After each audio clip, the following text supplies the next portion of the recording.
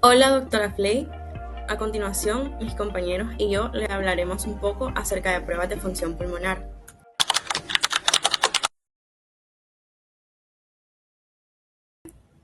Bueno, en el siglo II a.C., Galeno inicia los primeros esfuerzos por comprender la capacidad pulmonar.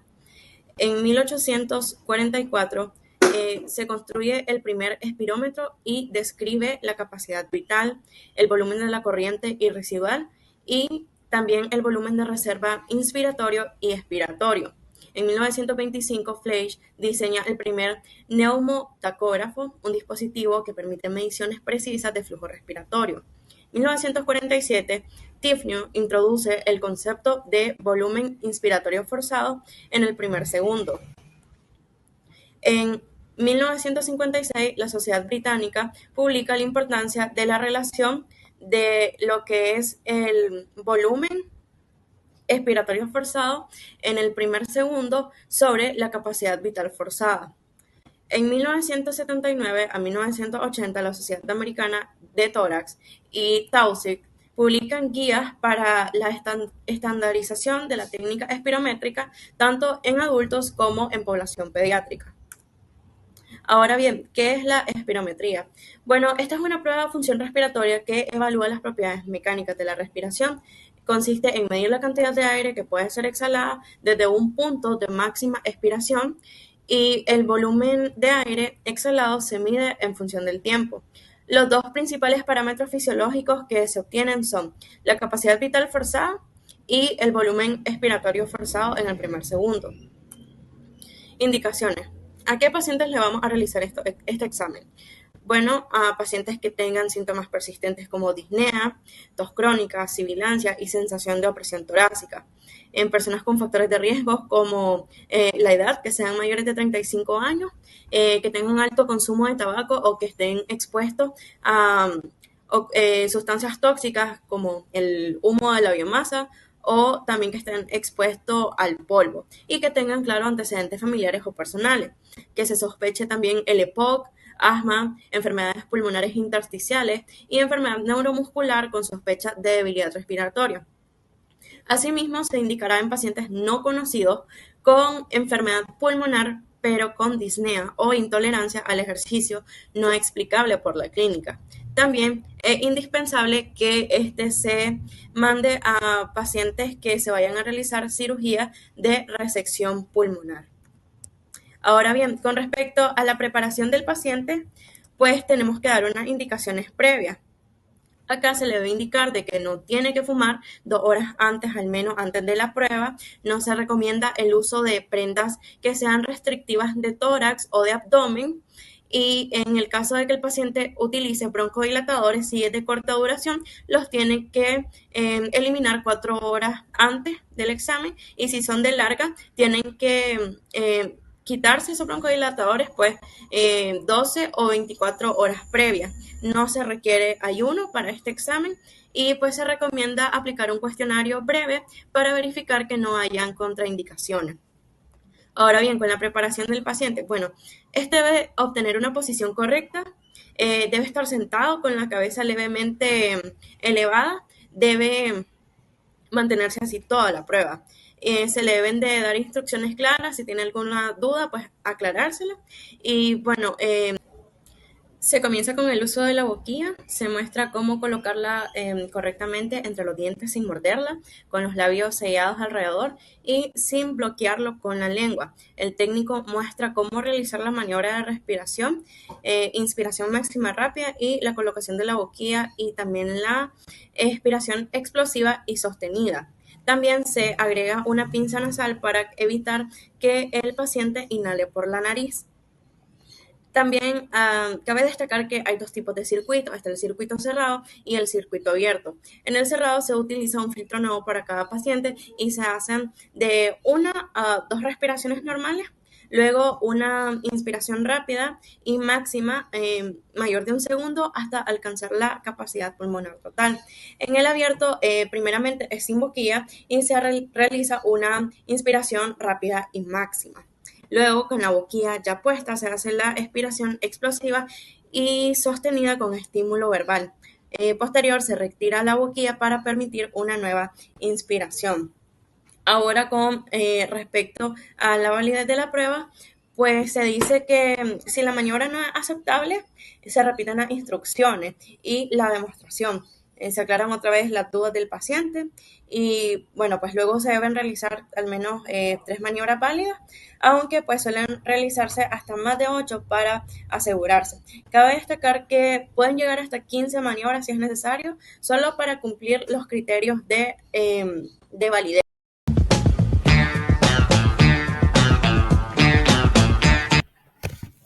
Mi nombre es Mauro Jerez y yo les voy a hablar sobre las contraindicaciones y resultados de la espirometría. Principalmente en las contraindicaciones tenemos dos tipos. Las relativas, donde la prueba se tiene que realizar con precaución ya que se puede alterar el resultado, y las absolutas, donde la prueba no se puede tomar. En las contraindicaciones relativas tenemos que está la falta de comprensión o de colaboración en la prueba, un problema bucodental o facial que complique la colocación y sujetación de la boquilla, náuseas propias por la boquilla, un dolor torácico que pueda impedir la colaboración y una traqueostomía. Mientras que en las contraindicaciones absolutas tenemos un neumotórax activo reciente, una hemoptisis activo reciente, un aneurisma torácico, cerebral, abdominal, un angor inestable o un infarto al miocardio reciente, una cirugía torácica o abdominal reciente y un desprendimiento de la retina o cirugía ocular reciente. Principalmente, cuando hablamos de los resultados de la espirometría, se tienen que tomar los términos más relevantes, los cuales son el FVC, que es la capacidad vital forzada o el volumen de aire expulsado mediante una expiración forzada. Esto se expresa en litros. El FV1 es el volumen máximo expulsado en el primer segundo de la expiración forzada, igual se expresa en litros. El FV1 sobre el FVC es la relación que hay entre el volumen máximo expulsado en el primer segundo y la capacidad vital forzada. Esto se puede expresar mediante el número absoluto o porcentual. El FF del 25 al 75% es el flujo respiratorio forzado entre el 25 al 75% de la capacidad vital forzada. El PEF es el flujo pico respiratorio o el flujo respiratorio máximo concedido durante la expiración forzada, que se expresa en litros sobre segundo. Cuando hablamos de la interpretación de una espirometría, se tienen que tomar en cuenta que tiene que ser una prueba fiable y de calidad. Entonces se toman los criterios de aceptabilidad y reproducibilidad, donde en los criterios de aceptabilidad se toma en cuenta el inicio, el transcurso y la finalización de la maniobra, donde se observa en la gráfica volumen-tiempo y la gráfica flujo-volumen. El inicio tiene que ser rápido como sea posible y determinar un trazado muy cercano al eje. Transcurso de la maniobra tiene que ser continuo, lineal y sin artefactos, mientras que la finalización es cuando el paciente vacía por completo todo el aire que pueda y se considera que la prueba ha finalizado cuando el volumen exhalado en el último segundo es menor al 25 mililitros. La duración de la maniobra no tiene que ser inferior a 6 segundos en los adultos. El siguiente paso después de los criterios de aceptabilidad se tiene la reproducibilidad, donde justamente 2 maniobras de las 3 que se toman usualmente tienen que tener valores muy parecidos, entre ellos están los valores del FV1 y el FVC. En la espirometría nosotros analizamos los patrones. Hay 4 patrones. El patrón normal, donde todos los valores están normales, tanto la relación del FV1 con el FVC y el FV1. En el patrón obstructivo se dice que el FV1 y el FVC están disminuidos junto con el FV1. La gravedad de la obstrucción se determina principalmente por el FV1. En el patrón restrictivo tenemos que está caracterizado principalmente por un FVC disminuido. El FV1 se disminuye proporcionalmente a la pérdida pulmonar. Y en el patrón mixto tenemos que todos los valores están reducidos. Hablando de la espirometría, se tiene un algoritmo de interpretación de la espirometría, donde principalmente se evalúan las curvas y se valoran los datos numéricos. Tenemos que si la curva es válida y es reproducible, se toma a valorar el tipo de obstrucción o no obstrucción que se tiene. Si no es válida, no se interpreta, al igual que si no es reproducible. Tenemos que si la curva acepta esto, el FB1 sobre el FBC se tiene que valorar, ya que esto nos va a indicar si hay una obstrucción o no hay una obstrucción. Luego, para determinar si el patrón es restrictivo o mixto, se basa igual por el FB1 FBC, pero ya se toma en cuenta lo que es el FBC. En un patrón restrictivo se analiza el FBC para determinar el grado del patrón, mientras que en el patrón obstructivo se toma en cuenta el valor del FB1 para tomar el grado de la obstrucción. En este ejemplo tenemos que hay un FB1 sobre FBC mayor a 0.7, lo cual significa que no hay una obstrucción. Mientras tanto, se revisa el valor del FBC, lo cual nos dice que es del 66.8%, que esto significa que hay un patrón restrictivo, ya que si fuese mayor al 80% estaría normal. Y con el mismo porcentaje del FBC se determina el grado del patrón, lo cual sería un patrón restrictivo leve. Mientras que en este ejemplo tenemos que el FB1 sobre el FBC es de 0,48, que significa que hay una obstrucción. Se revisa el FBC, lo cual nos dice que está en 91.3% después de broncodilatadores, lo cual significa que hay un patrón obstructivo. Se revisa el porcentaje del FB1, el cual es el 55,4%, lo cual esto nos dice que el grado del patrón obstructivo es moderado.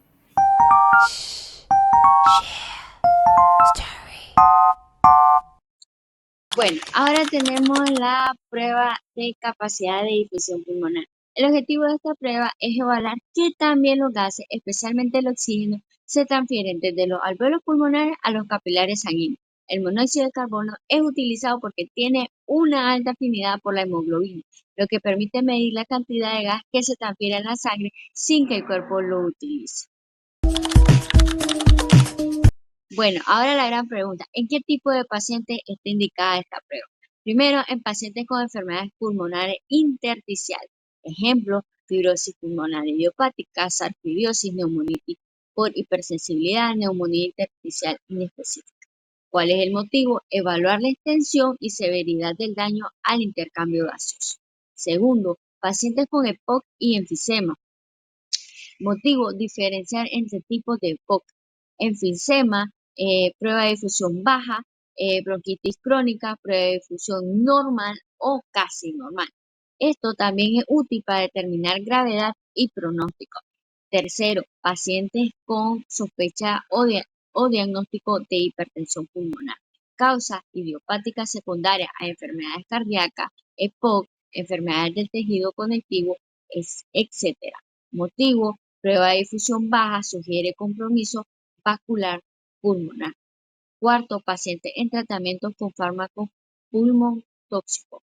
Ejemplo, bleomicida, metotrexato, nitrofurantoína. El motivo es detección precoz de toxicidad pulmonar, incluso sin síntomas. Quinto, pacientes con enfermedad autoinmune o del tejido conectivo. Ejemplo, esclerosis sistémica, lupus y artritis reumatoide. ¿Cuál es el motivo? Detección temprana de afectación pulmonar, intersticial o vascular. 6. Pacientes que serán sometidos a cirugía torácica o trasplante pulmonar. Ejemplo, lobectomía o trasplante de pulmón.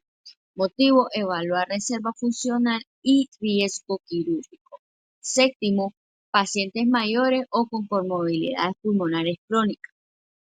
El motivo es monitorear progresión de enfermedades respiratorias ya conocidas o identificar nuevos cambios funcionales. 8. pacientes fumadores activos o exfumadores con síntomas respiratorios. Motivo, identificar daño pulmonar oculto como enfisema incipiente o alteraciones vasculares.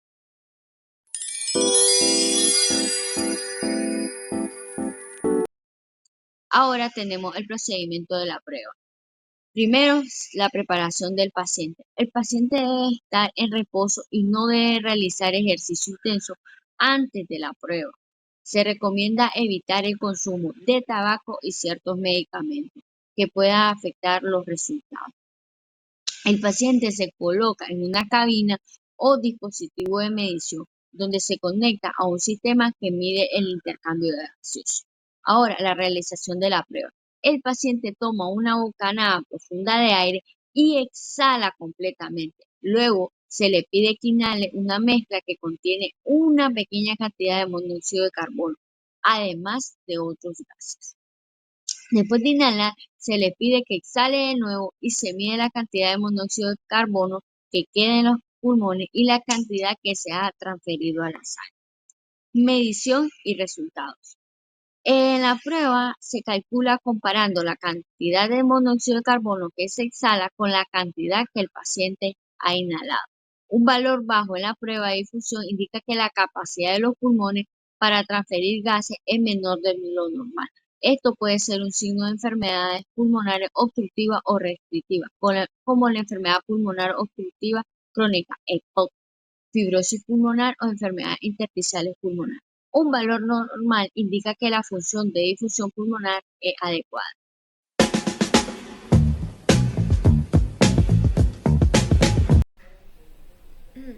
Hola, mi nombre es Camila Herrera y yo voy a estar hablando acerca de lo que vienen siendo las contraindicaciones de la prueba de capacidad de difusión pulmonar.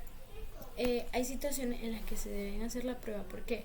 La que no se puede hacer la prueba, porque puede representar un riesgo para el paciente por el esfuerzo respiratorio que esto implica. Los resultados serían poco confiables. Unos ejemplos de ellos tenemos el infarto reciente de miocardio.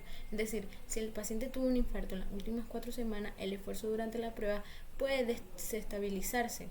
Es decir, el corazón ya que sabemos que el corazón puede estar vulnerable y forzar la respiración puede aumentar la presión intratorácica y alterar el flujo sanguíneo. El dolor torácico o abdominal. Si el paciente le duele el pecho o el abdomen, no va a poder inhalar profundamente ni mantener el aire.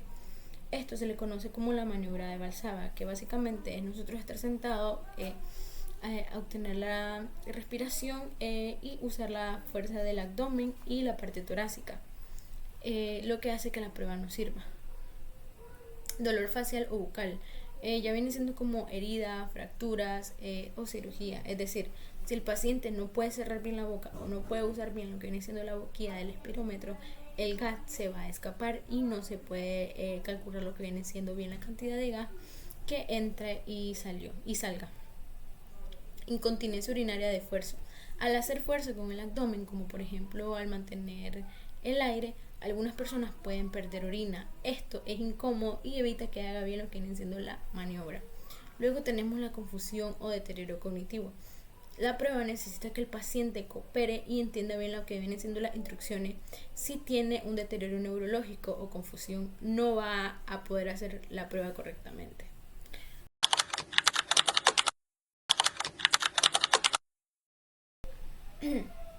Luego tenemos lo que viene siendo la interpretación detallada de los resultados de esta prueba. Básicamente el 80 al 120% del valor predicho es un resultado normal. Esto significa que la transferencia de gases entre los alvéolos y los capilares está funcionando muy bien. ¿Esto qué quiere decir? Que no hay un daño significativo a la membrana alveocapilar ni en lo que viene siendo la hemoglobina que transporta el gas. Se espera este valor en personas sanas, sin enfermedades pulmonares o cardiovasculares. Ejemplos de personas sanas puede ser un paciente que no tenga daño pulmonar o que tenga, por ejemplo, un asma pero que lo tenga bien controlado. Del 60 al 79% hay una leve disminución de lo que viene siendo esta prueba. Aquí ya hay una ligera dificultad para el paso de lo que hace a la sangre. Esto puede ser el primer indicio del daño en el tejido pulmonar o una alteración funcional aún no muy grave. Muchas veces no hay síntomas evidentes en este punto, solo aparecen con esfuerzo físico. Ejemplo tenemos el asma persistente leve, enfermedad pulmonar intersticial incipiente, principio de lo que viene siendo efisema, también anemia leve. El 40 al 59% hay una disminución moderada. ¿Qué quiere decir esto? Este valor ya no indica una alteración estructural o funcional más significativa. También que la difusión del monóxido de carbono está comprometida de forma moderada. ¿Qué quiere decir esto? Que suele relacionarse con síntomas respiratorios como lo que viene siendo la disnea, por ejemplo, las personas que van a caminar, las personas que van a correr o van a realizar alguna actividad física, tengan ese cansancio. Aquí también hablamos de patologías pulmonares con un impacto clínico claro, como por ejemplo tenemos la fibrosis pulmonar en fase moderada, enfermedades, enfisema pulmonar como el EPOC, con sigla EPOC con destrucción alveolar, y la hipertensión pulmonar moderada. También tenemos otra valoración que es el menos 40%. Esta ya se considera como una disminución grave de esta prueba. Este resultado muestra un deterioro severo de la fusión pulmonar de intercambio gaseoso.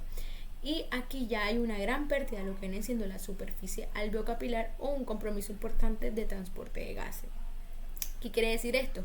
Que el paciente puede tener disnea, o incluso, por ejemplo, el paciente, bueno, en la moderada hablábamos de que tenía un cansancio y eso, acá va a tener limitaciones físicas aparte del cansancio. Unos ejemplos de estas enfermedades tenemos la fibrosis pulmonar avanzada, también tenemos el EPOC grave, va relacionado con el enfisema extenso. Tenemos la hipertensión pulmonar severa, entre otras.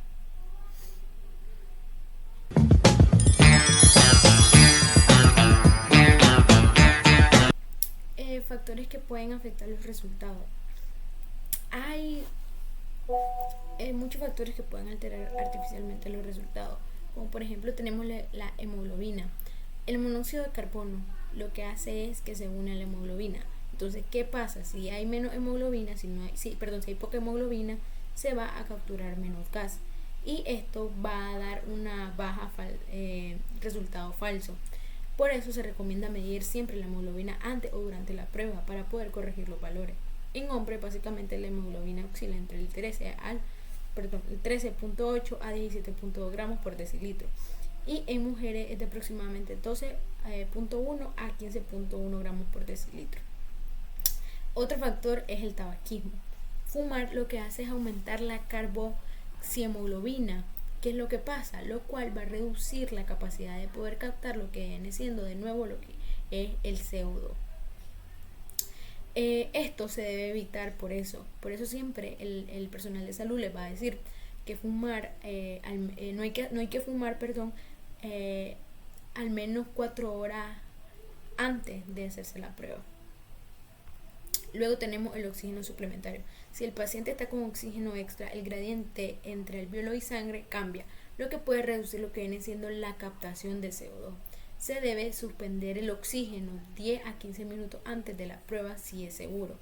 Luego tenemos las enfermedades pulmonares, que ya las había mencionado antes, pero las vuelvo a recalcar, que si algunas condiciones destruyen o inflaman el tejido pulmonar, son por estas enfermedades, que es el enfisema, el EPOC, la fibrosis pulmonar, entre otras enfermedades, pero son las más comunes.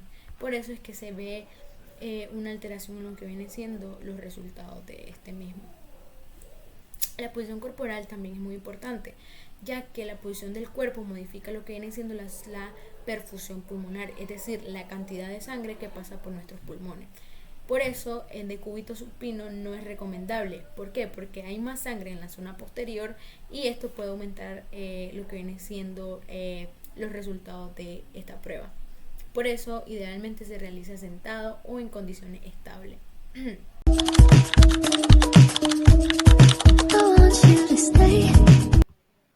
Bueno, algunas de las limitaciones de esta prueba. Hay limitaciones como por ejemplo se dice que esta prueba es eficaz pero no siempre es perfecta. ¿Por qué? Primero va a depender mucho del esfuerzo del paciente, es decir, si no hace una buena inhalación o no sigue las indicaciones anteriormente recomendadas, no va a poder retener muy bien el aire y el resultado no va a servir para nada. Luego, si no indica la causa específica. Exacto. Esta prueba solo te va a ayudar a obtener o a conocer los resultados, pero no te va a decir de que tenés esta enfermedad por estos valores, no, sino que son sospechas, o sea, son formas de identificar o de evaluar algunos objetivos, pero en sí no te va a decir, sino que te va a dar un indicio, pues, para que puedas obtener otros estudios y así diagnosticar en sí si es o no es.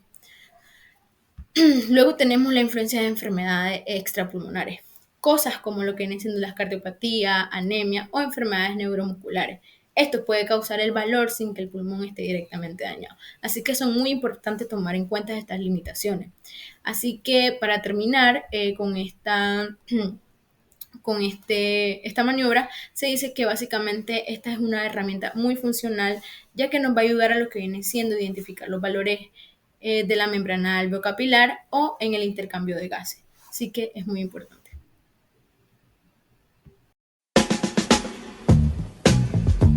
Ok, por último, y como último punto, en esta presentación vamos a tener lo que es la prueba de capacidad de marcha durante 6 minutos, también llamada o conocida como prueba de marcha. Entonces, definamos en qué consiste esta prueba o por qué es conocida, porque esta prueba tiende a ser muy conocida por ser un método de evaluación no invasivo, es rápido, es práctico y pues lo que evaluamos rápidamente es la capacidad cardiopulmonar.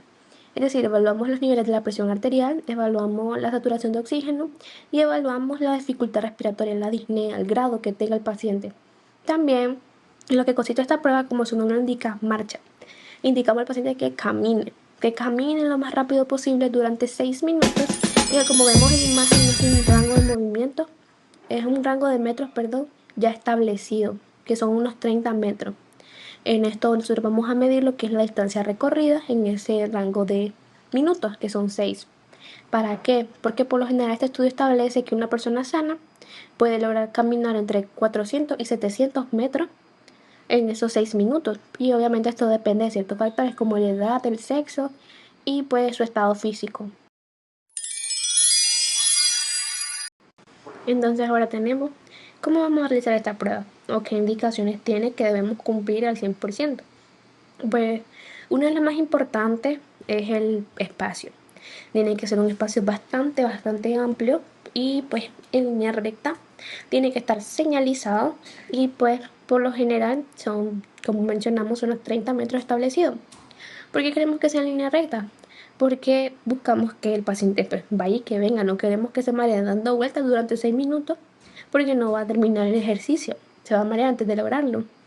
También buscamos que sea plano, sin desniveles y que cumpla con una longitud, que no tenga obstáculos y pues que sea lo suficientemente ancho como para que el paciente pues dé la vuelta sin complicaciones y sin golpearse. Luego tenemos que se recomienda llevar un calzado cómodo y una ropa cómoda. ¿Por qué?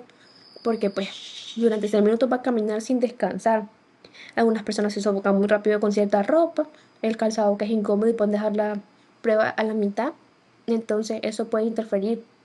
También se recomienda no haber ingerido ciertos alimentos o durante 2 horas antes del examen y no realizar actividad física. ¿Por qué? En la actividad física porque ya la va a realizar haciendo la prueba y se puede cansar más rápido. Podemos llegar a ver que el paciente se va a poner muy con la presión baja, se va a cansar más rápido, se va a fatigar muy rápido. Y con los alimentos, pues ellos pueden alterar lo que son los niveles de la presión o pueden hacer que el paciente se maree y se sienta más pesado, se canse más rápido.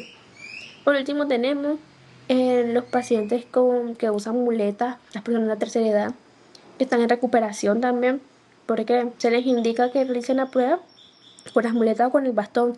Lo que queremos evaluar también es que su movilidad, si se mueven con dolor, tienen limitaciones a realizar el movimiento, o también sus niveles de oxígeno, porque como no han realizado ejercicio, pues puede haber como una desnivelación, puede ser limitaciones también.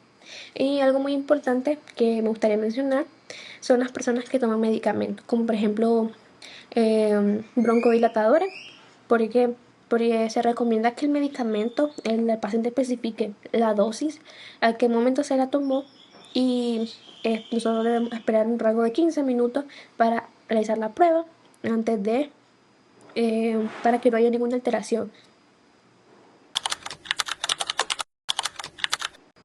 Ok, luego tenemos ahora a qué paciente le realizamos la prueba o a quién está indicado. Pues son pacientes técnicamente con enfermedades respiratorias, con insuficiencia cardíaca o con algún daño cardíaco. En este caso, por ejemplo, podemos recomendárselas a pacientes con enfermedades respiratorias crónicas, por ejemplo, POC o asma, para valorar el nivel de la disnea o detectar pues, la saturación de oxígeno y el cansancio. En lo que es insuficiencia cardíaca, queremos valorar la fatiga precoz, queremos ver la caída de saturación de oxígeno o síntomas de descompensación que se dieron por el esfuerzo que está realizando. Y para así ajustarle pues y ayudarle con el tratamiento o recomendarle pues otras pruebas. En lo que es hipertensión, queremos mostrar también lo que es intolerancia al ejercicio. Queremos ver las respuestas anormales de la presión ante pues, el esfuerzo también. En pacientes con enfermedades pulmonares intersticiales queremos ver el nivel de hipoxia por el esfuerzo, y también queremos ver la progresión pues, de su terapia y su tratamiento. En pacientes posquirúrgicos y con enfermedades que requieran de evaluación de discapacidad funcional, pues se les aplica la prueba para evaluar la movilidad. Queremos ver si su movilidad es limitada, con dolor, o si van progresando en la terapia. Y en las personas mayores, estas principalmente se realizan la prueba para ver su nivel, cómo está su organismo. Si su organismo aguanta todavía muy bien el esfuerzo físico, si no se cansa muy rápido, si sus extremidades inferiores, en este caso los pies, tienen alguna limitación o pues tienen algún problema moviéndose que pueda facilitar que se caigan. Todo eso se debe evaluar para ayudar pues en su terapia y en su diagnóstico. También tenemos lo que son las contradicciones. Una contradicción es una condición o situación específica en la que un procedimiento no puede ser utilizado porque podría ocasionar algún daño al paciente. Las contradicciones pueden ser absolutas cuando el riesgo supera claramente cualquier posible beneficio, o relativas cuando se requiere una evaluación cuidadosa para determinar si los beneficios potenciales justifican los riesgos. Un ejemplo de las contradicciones absolutas sería un infarto agudo del miocardio, y un ejemplo a las contradicciones relativas sería la frecuencia cardíaca en reposo superior a 120 latidos por minuto.